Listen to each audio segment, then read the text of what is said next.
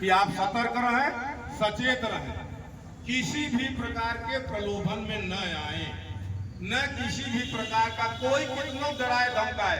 अगर आपको ज्यादा अगर हो रही तो आपका थाना है, तुरंत आप थाने को समझ में आ रहा है, बार बार परेशान कर रहा है, आप थाने में आ जाइए, उसका इलाज कानून कर देगा, हम लोग कर देंगे। लेकिन किसी की भी आप ठगी का शिकार मत बनिए। और आप बेटियों के लिए विशेषकर आपको व्यक्तिगत आते जाते कहीं किसी प्रकार की, तो सरकार की योजना की स्कूल में कितनी बार आप लोगों को समक्ष बताया गया, आप उसका इस्तेमाल करें, बेहिचक निडर होकर के एकाग्रचित से केवल अपनी पढ़ाई पढ़ें। आप अपना दिमाग इधर उधर मत लगाइए, अपने माता पिता के शान को, इज्जत को बचाए रखिए, क्योंकि समाज में आपके माता पिता जाएंगे तो आप ही से उनकी इज्जत बढ़ेगी। किसकी बेटी है? फलानुमा की बेटी है। कैसी है? अरे बहुत अच्छी है, बहुत चरित्रवान। और दूसरी चीज एक और जान लें कि एक पहले जो है आईपीसी होती थी और सीआरपीसी होती थी, उसमें दंड का प्रावधान था। अब 2023 जुलाई 2023 से ही हमारी सरकार ने वो दंड प्रक्रिया को खत्म करके अब न्याय प्रक्रिया लागू किया। अब पहले आईपीसी सीआरपीसी थी, अब वो बीएनएस और बीएनएसएस में लागू हुआ।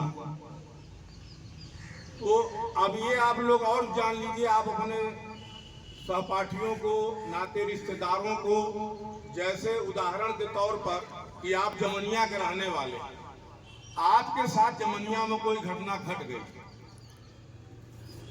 और घटना घटी कहाँ? दिलदार नगर में। रहने वाले आप जमनिया के हैं, घटना घटी दिलदार नगर में, तो आप अपने जमनिया थाने पर भी एफआईआर करा सकते हैं, ये नए बीएनएसएस के प्रोसेस का अनुसार।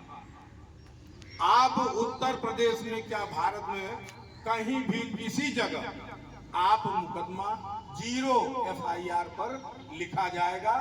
जैसे उदाहरण हमने आपको दिया कि आप रहने वाले जमनिया के हैं, आपके घटना मान लीजिए गाजीपुर में, तो आप जमनिया में एफआईआर लिखा देंगे, मुकदमा आपका पंजीकृत हो जाएगा, 0 जो अपराध संख्या है वो 0 एफआईआर पर होगा। लेकिन जब वो ट्रांसफर यहाँ से करेंगे आपके गाजीपुर कोतवाली के शहर के, तो वो अपने अपराध पर ला देंगे, वो अपने जो मुकदमे की नंबरिंग है उस पे ला देंगे वो। तो ये जान लीजिए, कहीं भी होंगे, कहीं भी हैं, आपका मुकदमा हर जगह जहां आप चाहेंगे वहां लिखा जाएगा। ये बीएनएसएस का प्रोसेस है। अब न्याय प्रक्रिया हो गई, पहले दंड प्रक्रिया थी, तो दंड मिलता था, अब न्याय मिलेगा आपको कानूनन। तो आप सभी लोग अपने बड़ों को, अपने आसपास के लोगों को बताइए, जागरूक होइए। अब इसके बावजूद भी अगर आप ठगी के शिकार हो जाए तो भाई वो दुर्भाग्यपूर्ण ही बात कही जाएगी, क्योंकि आप सब शिक्षित हैं और शिक्षा एक ऐसी चीज है कि यही देश की नींव है, यही देश की जड़। शिक्षा से तो सब है, शिक्षा ये तब तो हमारे यहाँ बढ़े हैं। कल आप इसी में कोई आप डॉक्टर बनेगा, कोई इंजीनियर बनेगा, कोई डीएम बनेगा, कोई एसडीएम बनेगा, कोई एसपी बनेगा, आप ही लोगों में से जाते हैं। तो जब आप शिक्षा को शिक्षा से ग्रहण करेंगे तो आप केवल इतना बताने के लिए कि आप ठगी के, आप साइबर जो ठगी है साइबर को लोग कर रहे हैं, तमाम तरह के फ्रॉड अपना रहे हैं, उन सब चीजों से आप एकदम बेहिचक बेनिडर उसको जवाब दीजिए। और अगर आपको कहीं समस्या लग रही है तो आप कानून का शरण लीजिए, लेकिन कोई गलत काम मत करिए, किसी को कहने को पैसा मत दीजिए, ओटीपी मत बताइए।